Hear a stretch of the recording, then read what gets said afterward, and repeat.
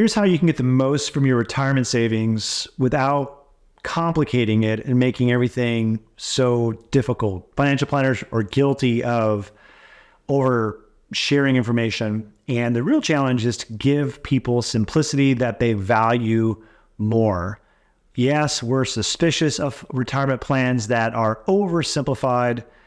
We know that there is some complexity that needs to go in them, but it doesn't serve people very well to focus on too many things. In fact, people are missing one thing, and the only thing they really want to know is how much can I spend and how would I know that I need to make an adjustment. I'm going to share with you in this video one of the most frustrating things about the financial planning tools that we use and how it frustrates clients and how there might be a better way.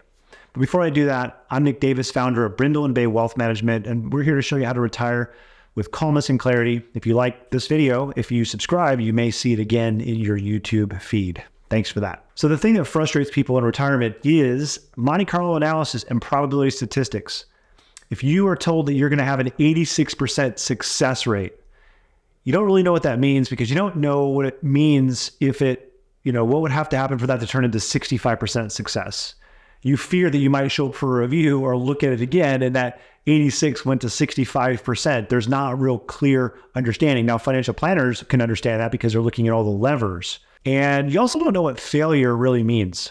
Like failure, 86% means there's a 14% chance that you're not successful. What does it mean that you're not successful? Well, in reality, people make adjustments. So it's not like failing in an airplane. Failing in an airplane is like falling out of the sky, right? Failing in retirement, it's like truly people don't really fail. It's like you're in a cruise ship and you adjust cabins to a smaller cabin or even a life raft, right? But you don't really fail in retirement. So this is really bad language and it kind of confuses people. Though I do notice that people cling to that dial. They want to know that they're going to be successful. And the other problem with this is that they over plan and they're ultra conservative. People are chronically underspending in retirement. The problem with this Monte Carlo probability thing is that it pushes all that money out towards the end of retirement. And one of the worst things is you're not getting the most for your money. I mean, the number one worst thing is running out of money.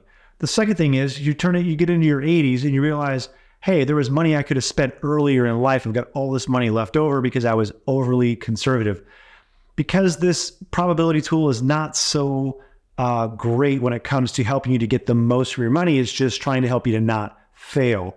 So you could end up with $8 million left over or only $1 left over, and people tend to underspend. So it's not the greatest tool in the world to be communicating to clients, and yet it's pretty industry standard. We talk to people all the time that say that, well, somebody told me that I was this much probable of success. Or if you're 100% probable of success, we would argue that you probably aren't getting the most use of your money because you're probably being over conservative. So what is a better way? Because there's one more problem with this. There's just one thing that people really care about, right? How much can I spend? And how would I know that I need to make an adjustment? Another problem with this Monte Carlo analysis is that there's not just one sort of Monte Carlo analysis. So those of you that aren't familiar with Monte Carlo analysis and probability, it's basically saying, we're going to take 1,000 renditions of your plan and tell you kind of what the optimistic and pessimistic results are and whatever that median number is. And you try to improve those lines. You try to improve that number. And anyway, it just leaves a lot to be desired. So I'm going to show you an example of another way where you could just know how much money you have, how much money you can spend each month, and how you would know you'd need to make an adjustment. And I think advisors could be working behind the scenes to use Monte Carlo and all those things, but to simplify it with a simple guardrail system. Let me show you what I mean. Okay, so guardrail system here would use like a regime-based Monte Carlo in the background, for those of you who know what I'm talking about. And you only want to know, well, how much money do I have? So you can see $1 million there. How much can I spend each month? $4,230. Now, of course, if we were to put in Social Security, we would add that to this, or pension. And how would I know that I would need to make an adjustment to that number? So from 4,230 down. So meaning if my $1 million in investments were to go down to 630,000, then I would be needing to make an adjustment. I'd have to be willing to adjust that number by a few $100s per month, right? But see, what you can see here is you've got the criteria that you really want. You want to know how much can I spend? Check. And how would I know that I need to make an adjustment? Check.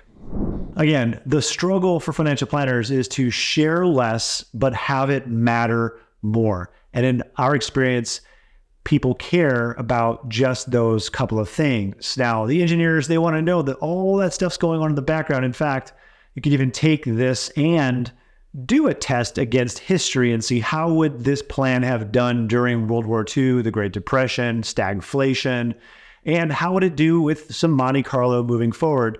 But ultimately, it can cause a person to be able to enjoy more of that money earlier in life because these guardrails can be set up to be more risk-based rather than so agnostic. And what I mean by agnostic is that Monte Carlo analysis, the math tends to not really mimic true stock market history, what happens in history. Okay, so there's just a better way and a more simple way of doing it. What about you? Have you been frustrated with some of the plans that you've seen or created? Is there too much information? What is a simple amount of information that you would like to know? And what does this leave out that maybe causes you to have some questions or fears or doubts? Let me know in the comments. Thanks for watching. Hey everybody, thanks for watching. If you'd like to see the way that we help people to create calmness and clarity for their next chapter of life, take a look at us at brindleandbay.com. Again, thanks for watching the videos. Please remember to subscribe, hit that notification bell so that you are notified every time a new video comes out.